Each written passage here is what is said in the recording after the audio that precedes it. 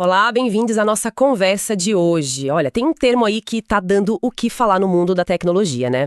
Vibe coding. É verdade, está em todo lugar. Exato. E a gente fica se perguntando, será que é só um nome chique pra usar IA na hora de programar? Ou tem algo mais aí? Boa pergunta, muita gente está confusa mesmo. Então, nossa ideia aqui hoje é justamente investigar isso. Tentar separar o que é hype do que é real, sabe? Entender o que essa expressão quer dizer de verdade, o potencial dela e, claro, onde mora o perigo. Vamos lá, vamos embrulhar isso? Bora lá. Acho importante começar pela origem, né? Com certeza. Para começar, essa expressão apareceu com Andrej Karpathy, que é um nome super conhecido em IA, lá no comecinho de 2025. Isso. E a definição dele foi bem, digamos, etérea. Sim, algo como se entregar totalmente às vibes, abraçar exponenciais e esquecer que o código existe. A ideia principal é essa, usar os LLMs, os modelos de linguagem grandes, para gerar ou mudar código, mas muitas vezes sem ficar olhando cada detalhe do que saiu. E aí já entra um ponto crucial para a gente separar as coisas. Porque, assim, muita gente já usa IA para ajudar a codar, né? Sim, o tempo todo. Autocompletar? Exato, autocompletar, gerar um pedacinho de código que você vai lá e revisa, usar aqueles comandos tipo do cursor para editar. Isso é uma coisa, ajuda bastante. Super útil. Mas isso não é o vibe coding que o Karpathy descreveu. O vibe coding mesmo, o original, ele parte dessa decisão de se desconectar um pouco do código em si. É quase um ato de fé na IA. Exatamente. Essa desconexão deliberada é o ponto. E aí tem uns elementos que ele mesmo destacou, né? Primeiro, essa coisa de não ler os diffs, as diferenças no código que a IA fez. Que para muito dev é quase um sacrilégio, né? Não olhar o diff. Pois é. Segundo, o foco costuma ser em projetos mais descartáveis, ou aqueles projetos de fim de semana, sabe? Os throwaway projects. Coisas rápidas, sem grande compromisso. Isso. Terceiro, o código pode acabar crescendo tanto que você nem entende mais tudo que tá ali. Foge do controle. Fica uma caixa preta feita por outra caixa preta, a IA. E por último, que eu acho genial e assustador ao mesmo tempo, se der um erro, você não vai investigar a fundo. Você copia o erro, cola no chat da IA e fala, conserta aí. Confia que ela vai pegar a vibe e resolver. É fascinante, né? Porque coloca o codificar tradicional, aquele processo de construir, entender linha por linha, refinar, e o vibe coding em lados quase opostos. Totalmente opostos. Um é esse trabalho mais artesanal de construção, o outro é mais direcionar, dar o comando e aceitar o resultado, sem inspecionar tão fundo. É uma mudança de paradigma bem radical mesmo. Será que isso se sustenta? É a grande questão. E talvez por ser tão radical é que o termo viralizou tão rápido, né? Só que aí vem o problema. Sim, a popularização. Como tudo que viraliza, né? Começaram a usar vibe coding pra tudo quanto é coisa, de um jeito muito mais amplo. E aí a confusão se instalou de vez. Exato. E essa generalização está preocupando muita gente com experiência na área, tipo o Simon Willison. Ele tem falado bastante sobre como o termo está sendo diluído. Diluído? Como assim? Tipo, estão usando vibe coding para significar qualquer uso de IA na programação. Qualquer coisa mesmo. E aí o termo original, que descrevia essa prática bem específica, com implicações bem claras, ele perde o sentido, perde a utilidade. Entendi. A gente vê essa frustração pipocando direto em fóruns, discussões online. O pessoal comenta de livros que saem com vibe coding na capa, maior destaque. Sim, e aí você vai ver o conteúdo. E o livro ensina a usar IA para fazer software sério para produção, com revisão, teste, boas práticas. Ou seja, o oposto da ideia original de esquecer o código. É completamente o contrário. Fizeram uma analogia boa num vídeo sobre isso. Seria como chamar um livro de desenvolvimento guiado por testes, o TDD, mas ele ensina a escrever os testes depois de fazer o código funcionar. Inverte tudo. Mas essa diluição não é meio que o destino de todo termo novo que pega, assim? É difícil controlar como as pessoas usam, né? É um risco, sem dúvida. Mas a questão aqui é, por que é importante tentar manter a distinção? Porque a gente perde um nome útil para descrever algo que é genuinamente novo e talvez até disruptivo. Essa prática específica de codar super rápido, sem revisão detalhada, para protótipos ou projetos de baixo risco, ele existe. Faz sentido. Quando o vibe coding vira um termo genérico para tudo que envolve AI e código, a gente perde a chance de analisar essa prática específica, com os prós e contras dela. A conversa fica rasa, entende? Entendi perfeitamente. Preservar a precisão tem seu valor. Mas ok, vamos virar a chave um pouquinho. Pensando no vibe coding original, o de Karpathy, qual é o lado bom? Qual a promessa aí? O lado bom existe com certeza. A velocidade, imagino, é a primeira coisa que vem à mente. Construir coisas, protótipos, ferramentas internas, experimentos numa velocidade que antes era impensável. Exatamente. A agilidade é o grande atrativo. E disso vem um potencial de democratização que é Uau, é enorme. Pensa na barreira que existe para criar software hoje. É alta, né? Muito alta. Com essa abordagem, talvez ela diminua drasticamente. Pessoas sem formação técnica formal poderiam criar, sei lá, pequenas ferramentas para resolver problemas delas. Uma calculadora específica para um jogo, um painelzinho para organizar os dados da lojinha do bairro. Um script para automatizar aquela tarefa chata do trabalho. Isso.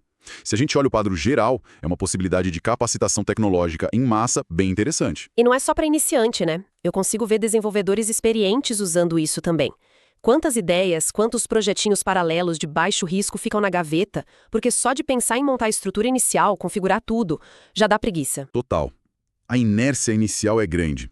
Com o Vibe Coding, talvez dê para ter uma primeira versão funcionando em horas. Minutos! Para validar uma ideia rápido. Dá pra vichar uma coisa rapidinho, como a gente fala. Exato. E isso pode até gerar uma mudança de mentalidade útil em alguns casos. O Vibe Coding bem aplicado te força a focar só em fazer funcionar. Rápido. É um exercício de desapego. Quase isso. É tipo deixar ir aquela busca pela perfeição, pela arquitetura mais elegante em projetos onde isso não é o essencial. É pragmatismo ao extremo.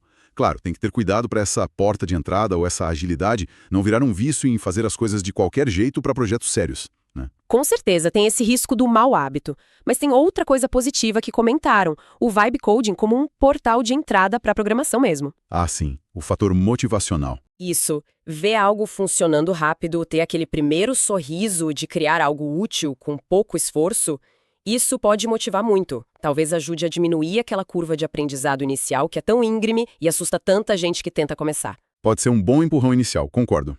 Ok, então exploramos o potencial, que é bem interessante. Mas agora, como você mesmo disse, precisamos falar dos riscos e da cautela. Fundamental. Porque não dá para achar que Vibe Coding é a resposta para tudo. Definitivamente não é. Os perigos são bem reais. Sem dúvida. E antes de listar os perigos mais óbvios, vale a pena reforçar uma distinção que o pessoal tem feito e eu acho muito boa. Uma coisa é codificar. Escrever o código, a sintaxe. Isso, traduzir uma ideia para a linguagem da máquina. E nisso, os LLMs estão ficando, caramba, impressionantes. Outra coisa, bem diferente, é programar. Que envolve mais coisa. Muito mais. Envolve resolver o problema de verdade, pensar no design e na arquitetura, usar a experiência acumulada, ter aquela intuição do que vai dar problema lá na frente. Essa habilidade mais ampla, a IA ainda está bem longe de ter. É crucial não confundir as duas. Perfeito. Essa distinção é chave mesmo. E quando a gente foca só na parte da codificação via IA, sem essa camada de programação e revisão crítica, aí os riscos do Vibe Coding puro aparecem voando. Com certeza. A gente tem visto relatos bem preocupantes sobre. Primeiro, fragilidade e segurança. Código gerado sem ninguém entender direito pode ser um convite para invasão, né? Um verdadeiro queijo suíço. Mencionar um caso de um SaaS, um produto online, feito assim, que até tinha gente pagando, mas foi derrubado fácil, assim começou a chamar um pouco de atenção. De perigo. Segundo, vazamento de segredos. Senha, chave de API direto no código. Um clássico, mas que fica mais fácil ainda de acontecer se a IA não for bem instruída. E se ninguém revisar depois, pior ainda. Terceiro, privacidade de dados. Como você garante que está tratando dado sensível de usuário direito se ninguém nem olhou o código que faz isso? É muita confiança cega. Muita. Quarto, a tal cidadania da rede. Você pode, sem querer, criar algo que abusa de serviços de terceiros, sobrecarrega APIs dos outros. Cria um problema para todo mundo sem nem perceber. Exato. Quinto, custos inesperados. Esse me parece bem traiçoeiro. Nossa, sim. Imagina a IA usando uma API paga sem controle, fazendo chamada atrás de chamada. A conta no fim do mês deve ser um susto daqueles. E por último, mas não menos importante, qualidade e manutenção. Por definição, esse código não é feito para durar. Para ser entendido, para evoluir, o foco original era ser descartável. Tentar manter um negócio desses deve ser um pesadelo. Com certeza. E aí, diante disso tudo, o pessoal começou a pensar, ok, como usar essa ideia de agilidade sem cair nessas armadilhas? E começaram a surgir alguns princípios, umas boas práticas para um vibe code mais consciente. Que seriam? Baseado no que a gente tem lido, primeiro, pensar estrategicamente antes. Parece óbvio, mas é crucial. Definir bem o que e por que você está construindo antes de sair pedindo código para IA. Usar aqueles níveis de pensamento, lógico, analítico, computacional, procedural. Ajuda muito um documento de requisitos, mesmo que simples, um PRD, faz diferença. Planejamento ainda é rei, então. Sempre. Segundo, direcionar para o conhecido. Pedir para IA usar frameworks e bibliotecas que já são padrão de mercado. React, Node, Python, com Django ou Flask, etc. Geralmente o resultado é melhor, mais estável. E ter uma noção básica da arquitetura front, back, banco ajuda a guiar a IA. Faz sentido, usar o que já funciona. Terceiro, controle de versão, Git, é inegociável. Salvar o trabalho direto com Git é sua rede de segurança. A IA pode simplesmente apagar algo que estava funcionando. Então, commit cedo, commit sempre. Essencial. Quarto, Habilidade de debugging. Não adianta só jogar o erro para IA.